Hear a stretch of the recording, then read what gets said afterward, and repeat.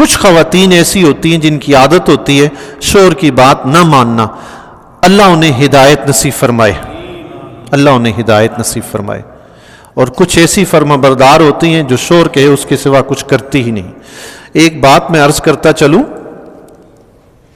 اللہ تعالیٰ نے پہلے مرد کو پیدا فرمایا پھر عورت کو پیدا فرمایا ہے۔ مرد کو جب پیدا فرمایا تو رب کائنات نے فرمایا تھا میں زمین میں اپنا خلیفہ پیدا کرنے والا ہوں، تو حضرت آدم علیہ السلام کو رب نے پیدا فرمایا۔ آدم علیہ السلام جنت میں رہے، اکیلے تھے، پریشان ہوتے تھے۔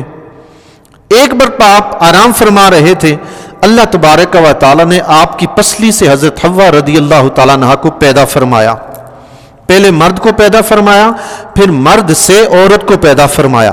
مرد کو کیوں پیدا فرمایا؟ فرمایا زمین میں اپنا خلیفہ بناتا ہوں۔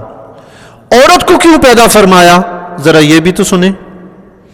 حضرت آدم علیہ السلام جب اٹھے دیکھا پاس ایک خاتون بیٹھی ہیں، آپ نے پوچھا تم کون ہو؟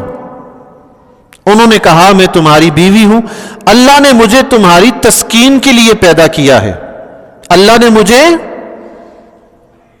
تمہاری تسکین کے لیے پیدا کیا ہے۔ پتہ چلا اللہ نے عورت کو مرد کی پریشانیاں دور کرنے کے لیے پیدا کیا ہے، مرد کو پریشان کرنے کے لیے پیدا نہیں کیا۔ عورت کو اپنی پیدائش کا احساس ہونا چاہیے کہ اللہ نے اسے کیوں پیدا کیا ہے۔ پہلا حق تو اللہ کا ہے نا کہ اس کی عبادت کرنی ہے، اس کے بعد عورت پر حق شوہر کا ہے۔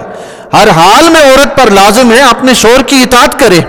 حدیث شریف میں آقا علیہ الصلوۃ والسلام نے فرمایا جو عورت 5 وقت کی نماز ادا کرے، رمضان کے روزے رکھے اور مرتے وقت اس کا شوہر اس سے راضی ہو، وہ جنت کے جس دروازے سے چاہے چلی جائے۔ سبحان اللہ، اللہ اکبر۔ ایسی خاتون جو نماز کی پابند ہے، ایسی خاتون جو روزے کی پابند ہے، ایسی خاتون جو اپنے شوہر کی فرما بردار ہے، میرے لیے یا آپ کے لیے اللہ جانے جنت کا 1 دروازہ کھلتا ہے یا 2، اس خاتون کے لیے جنت کے 8 دروازے کھلے ہیں۔ سبحان اللہ، اللہ اللہ۔